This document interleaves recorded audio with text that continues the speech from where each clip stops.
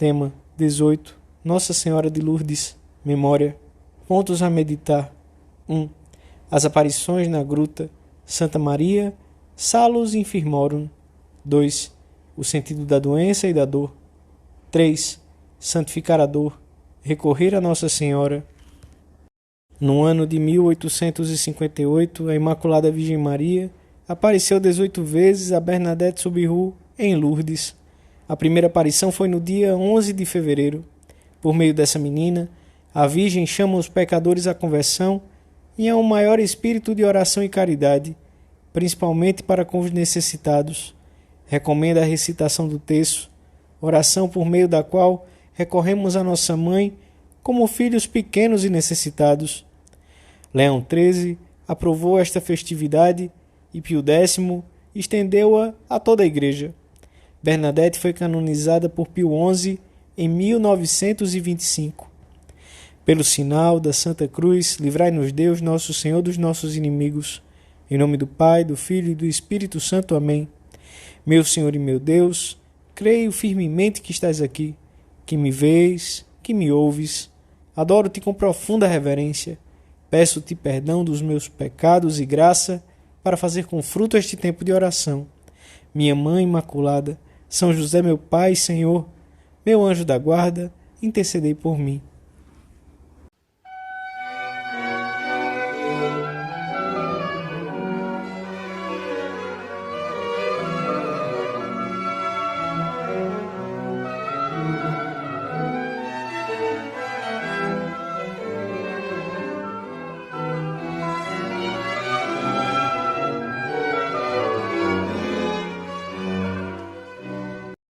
Um.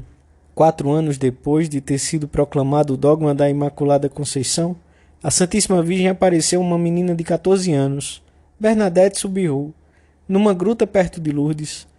A Virgem era de tal beleza que se tornava impossível descrevê-la, conta a santa.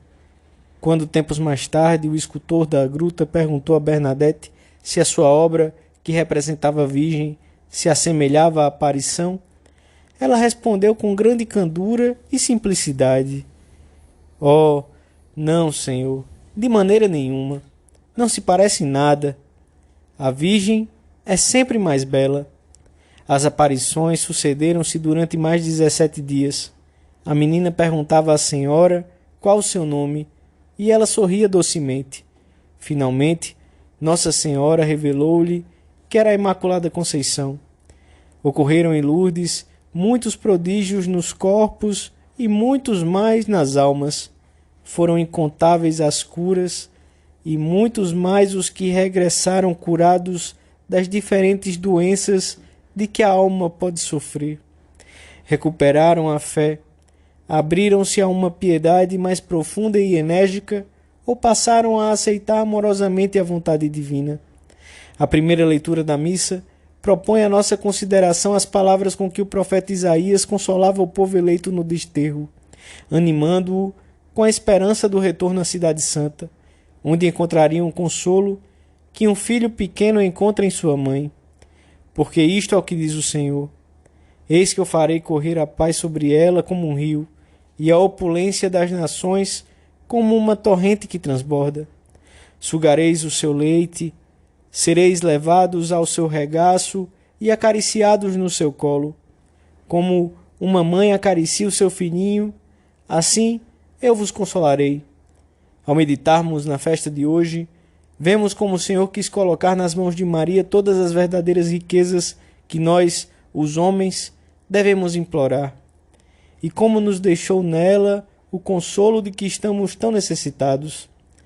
As 18 aparições à pequena Bernadette são uma mensagem que nos recorda a misericórdia de Deus, exercida por meio da Santa Maria. A Virgem mostra-se sempre como saúde dos enfermos e consoladora dos aflitos. Ao fazermos hoje a nossa oração, expomos-lhe todas as nossas necessidades, que são muitas. Ela conhece-as bem, escuta-nos sem termos de sair do lugar em que nos encontramos e quer que recorramos à sua proteção. E isto cumula-nos de alegria e de consolo. especialmente na festa que celebramos hoje. Recorremos a Maria como filhos pequenos que não querem afastar-se de sua mãe.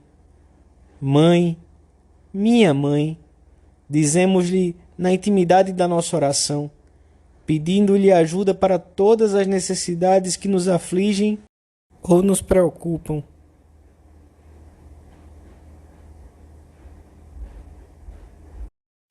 Dois. A Santíssima Virgem também quis recordar naquela gruta a necessidade da conversão e da penitência. A nossa mãe quis pôr de relevo que a humanidade foi redimida na cruz e que é atual o valor redentor da dor, do sofrimento e da mortificação voluntária. Aquilo que, com uma visão puramente humana, os homens consideram um grande mal, pode ser com olhos de bons cristãos um grande bem. A doença, a pobreza, a dor, o fracasso, a difamação, a perda do emprego. Em momentos humanamente muito difíceis, podemos descobrir com a ajuda da graça que essas situações de desamparo são um grande caminho para uma sincera humildade, abrindo-nos os olhos para a absoluta dependência de Deus em que o homem se encontra. A doença ou qualquer desgraça pode ajudar-nos muito a desapegar-nos um pouco mais das coisas da terra, a que talvez estejamos demasiado presos, quase sem o percebermos. Sentimos então a necessidade de olhar para o céu e de fortalecer a esperança sobrenatural ao verificarmos a fragilidade das esperanças humanas. A doença ajuda-nos a confiar mais em Deus, que nunca nos prova acima das nossas forças, e abandonar-nos plenamente nos seus braços fortes de Pai. Deus conhece bem as nossas forças e nunca nos pedirá mais do que aquilo que podemos dar. Qualquer infelicidade é uma boa ocasião para pormos em prática o conselho de Santo Agostinho: fazer o que se pode e pedir o que não se pode, pois o Senhor não manda coisas impossíveis. A grande prova de amor que podemos dar é aceitar a doença e a própria morte, entregando a vida como oblação e sacrifício por Cristo, para o bem de todo o seu corpo místico, a Igreja. As nossas penas e dores perdem a sua carga de amargura quando se elevam ao céu. As penas são asas, diz uma antiga expressão latina. Uma doença pode converter-se em asas que nos elevem até Deus.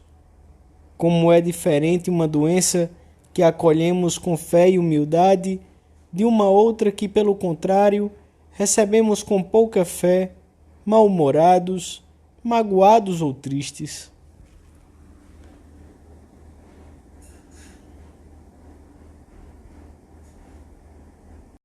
E estava lá a mãe de Jesus.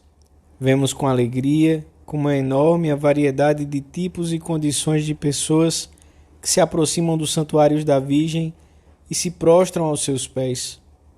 Talvez não se aproximassem se não tivessem experimentado a debilidade, a dor ou a necessidade própria ou alheia.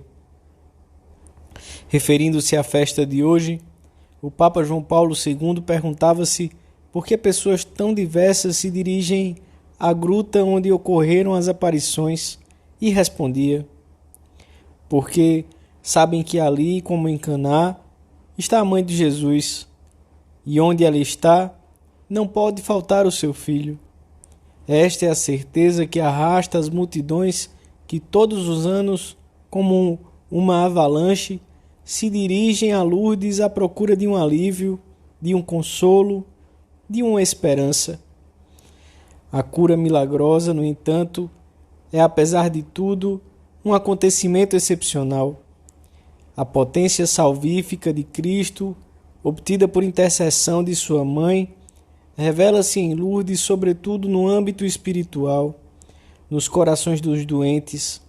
Ela faz ouvir a voz do Filho que dissolve prodigiosamente os tumores da acritude e da rebelião, e restitui a vista aos olhos da alma, para que possam ver sob uma luz nova o mundo, os outros, o seu próprio destino. O Senhor, a quem a sua mãe sempre nos conduz, amava os doentes. São Pedro resume a sua vida nestas poucas palavras.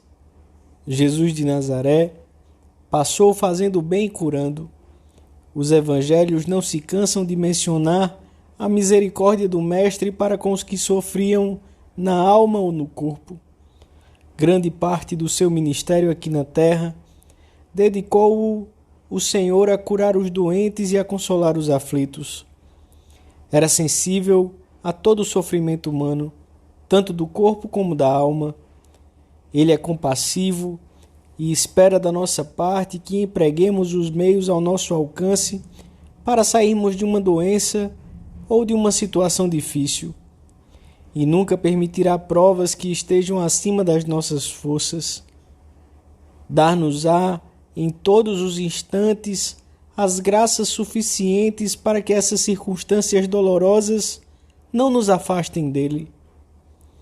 Podemos pedir-lhe a cura ou que se resolvam os problemas que pesam sobre nós, mas devemos, sobretudo, pedir-lhe docilidade à graça, para que nessas circunstâncias, nessas e não em outras, saibamos crescer na fé, na esperança e na caridade. Experimentaremos também um grande alívio nos nossos sofrimentos se não pensarmos excessivamente neles, por termos deixado essas penas nas mãos de Deus, como também se não pensarmos nas consequências futuras dos males que nos acometem, pois ainda não temos as graças necessárias para suportá-las. E talvez não se apresentem. A cada dia basta o seu cuidado.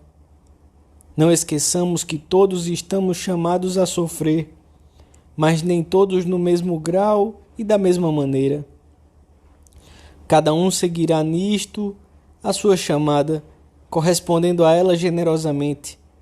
O sofrimento, que do ponto de vista humano é tão desagradável, converte-se em fonte de santificação e de apostolado quando o aceitamos com amor e em união com Jesus, corredimindo com Ele, sentindo-nos filhos de Deus, especialmente nessas circunstâncias. Recorramos em tudo a Maria. Ela sempre nos atenderá.